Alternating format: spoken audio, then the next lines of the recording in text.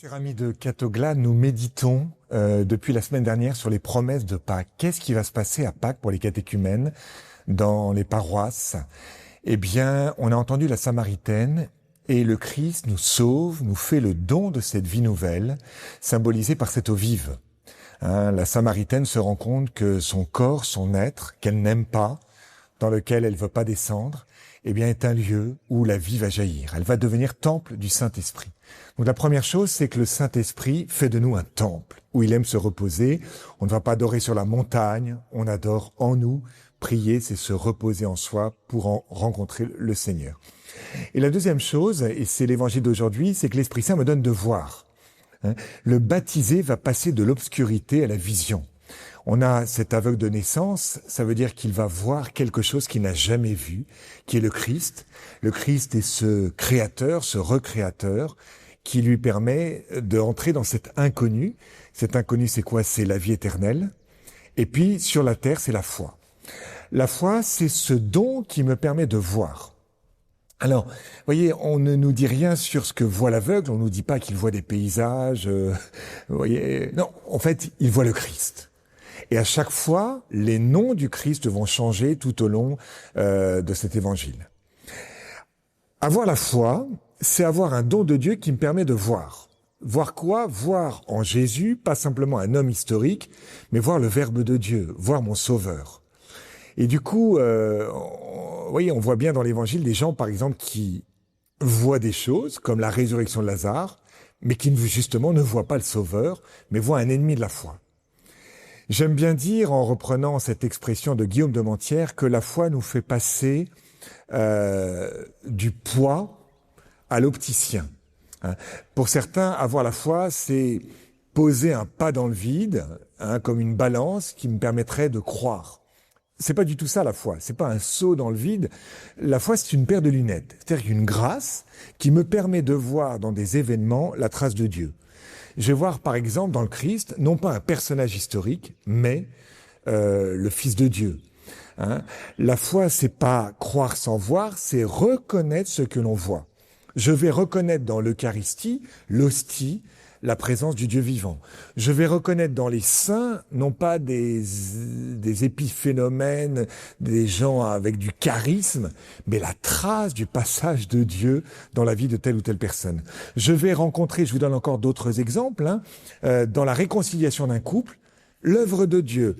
Je vais discerner dans un temps de prière à la chapelle, en fait, le passage de Dieu qui me fait goûter comme est bon le Seigneur. Vous voyez, à chaque fois, ce don me donne quelque chose que humainement je ne peux pas avoir. Et c'est ça, vous voyez, cette vision qu'on retrouve dans la première lecture avec le choix de David. Eh bien, David, c'est vraiment pas celui qu'on aurait choisi, mais en fait, le prophète discerne en David, eh bien, l'élu. Alors, d'accord, je reçois ce don, mais qu'est-ce que je dois faire? Je dois coopérer. On voit bien comment cet aveugle va à la piscine de Siloé pour s'y laver. Donc, il fait un petit quelque chose. Et puis, la deuxième chose pour voir, c'est de refuser les ténèbres. Ce que dit saint Paul dans sa lettre, sachez reconnaître ce qui est capable de plaire au Seigneur.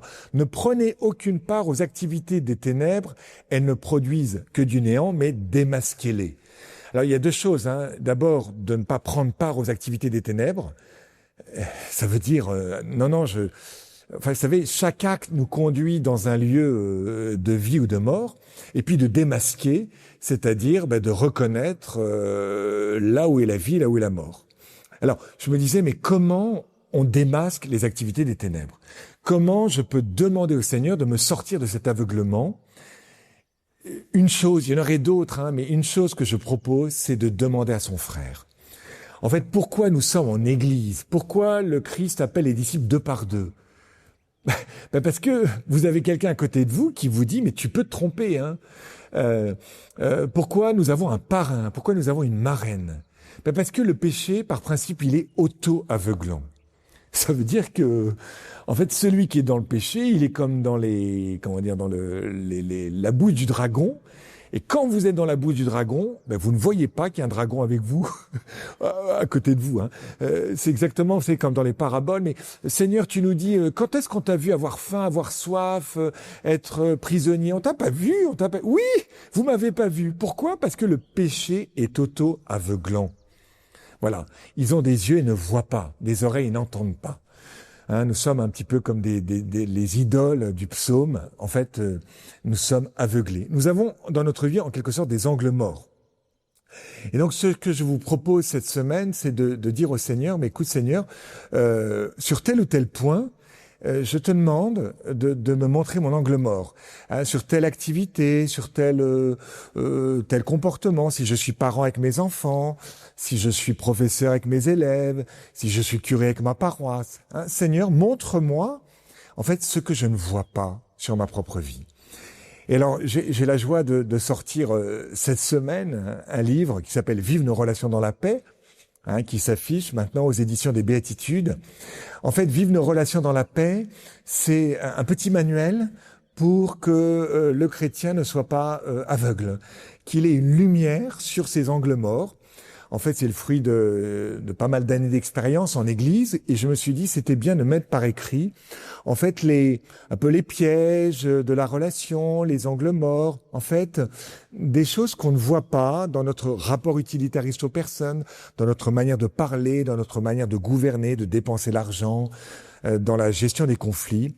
Il y a un certain nombre de comportements, en fait, qui sont pas ajustés, mais on le voit pas. Et donc, voilà, évidemment, je vous encourage à vous procurer ce livre. Hein, j'en suis fier, évidemment, sinon je l'aurais pas écrit. Hein, et il me semble qu'il est nécessaire. Et c'est un petit livre que vous pouvez partager avec d'autres. Eh bien, vous voyez, dans une lecture commune, par petite fraternité, pour vous questionner. Mais Seigneur, montre-moi où est mon aveuglement